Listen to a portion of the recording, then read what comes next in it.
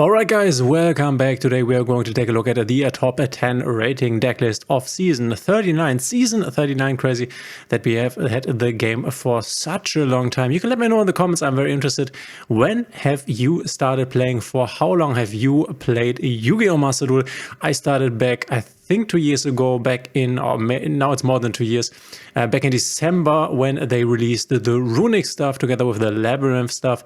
This was when I started the game. Season 39 top rating deck list. Let me know in the comments when you started the game. Were you there from the beginning or now? And by the way, do you think the game is better now in terms of what we are playing meta-wise, or was it better in the beginning? I heard that there was a lot of Eldritch in the beginning and then a lot of strange ritual decks and King of All Calamities and stuff, and does not really seem like it's that great. Also, they were playing the Crystal Halki Fibrax.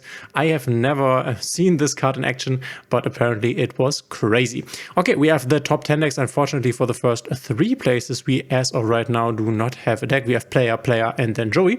But the 4th deck is here a branded Despia list. No big surprise here. We have also seen this in the top 100 decks from the Duel Discover. Branded Despia is still here, and well, no big surprise since we have just recently been getting back our Aluba to 3, also branded opening to 3. Then again, I've seen a lot of lists not running branded opening at 3, which I think is crazy because this is basically an additional copy of Aluba.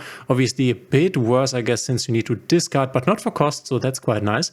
But this also has the protection effect in the graveyard, so I guess you could argue about what is better. I also think that it's crazy that a lot of these branded lists that do perform well do not play Maxi or do not play Ash Blossom, just some going second board breaker cards, which in this list we only have the droplets and the super polymerizations, so we are breaking the board, winning the game from there. Very interesting.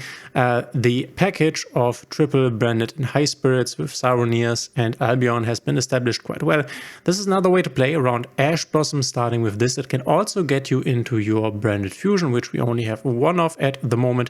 And then we have a turbo variant here with Allure of Darkness at 3. Obviously, if you can vanish your Despian Tragedy or your Tri-Brigade Mercurial, this is quite nice, giving you even more advantage points. We are ending up on a branded in red that we can use to make probably a Guardian Chimera, as you can see in the exo deck. But yeah, branded is still here, still strong, and will probably remain so in the future. We have also seen this in the TCG, where in the Snake Eyes format, which we are currently still in right now, it's crazy, but this deck was also very great then and topped a lot of tournaments, even though Snake Eyes was considered to be the best deck.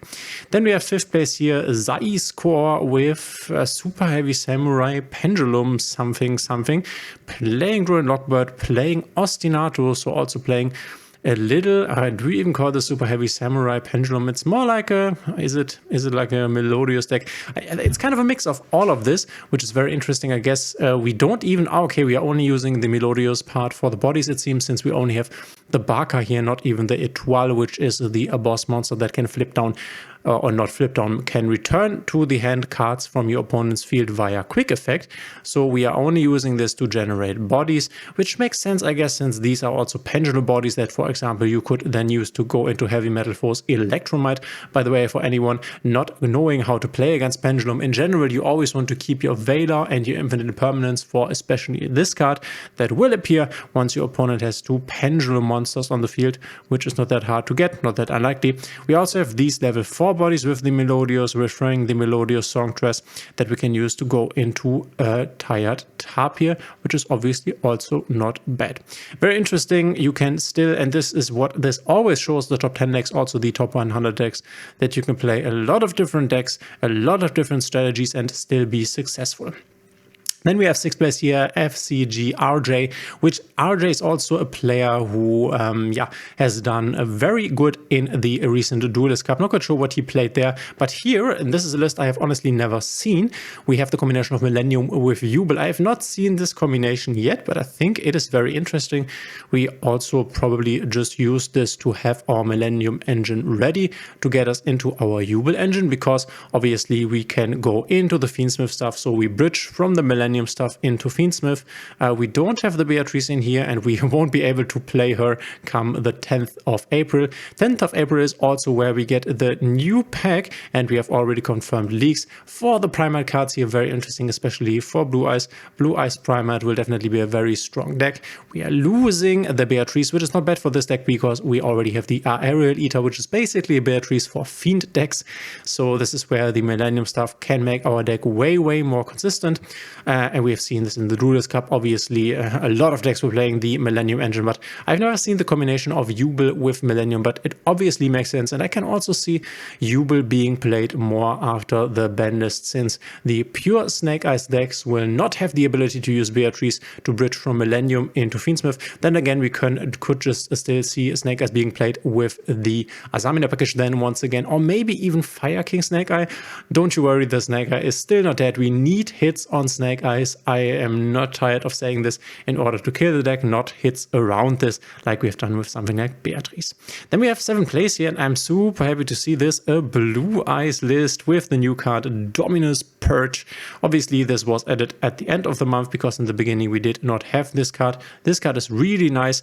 If your opponent controls a card, you can activate this card from your hand. When a card or effect is activated that includes an effect that adds a card from the deck to the hand, negate that effect. And if you have a trap card in your graveyard, destroy that. You can reset this with your Blue Eyes Tyrant Dragon. You often have a trap in your graveyard. We also play the Skill Drain here, which can win us the game going first. And obviously quite exciting times for Blue Eyes players, since we will receive on 10th of April the entire Primate engine, and then we can use triple Lordly Load, triple Ether Barrel, and also a Primate Drill Beam in order to make this deck even better. If you don't know what I'm talking about and what this deck can do with this new support engine here, then go check out the video in the top right corner. I have explained to you what it does there. So I guess we will then in the future put out something. Maybe we keep one Neo Kaiser Seahorse to have the ability to bridge into our Blue Eyes engine via Hieratic Seal of the Heavenly Spears.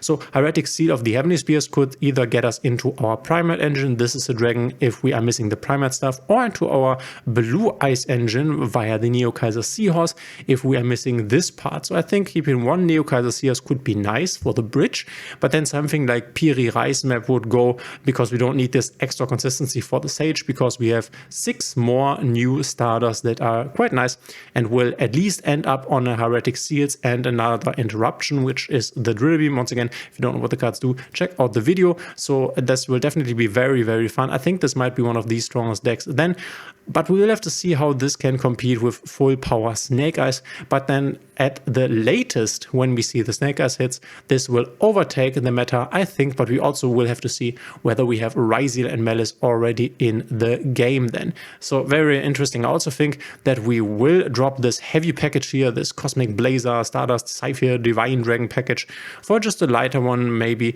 just more seals, because with the Primate engine, it can definitely be enough just to establish seals together with the Primate Drill Beam and then play the game from there, because you are now even better equipped to gain advantage over a few turns with the Primate engine and the Blue Eyes engine together.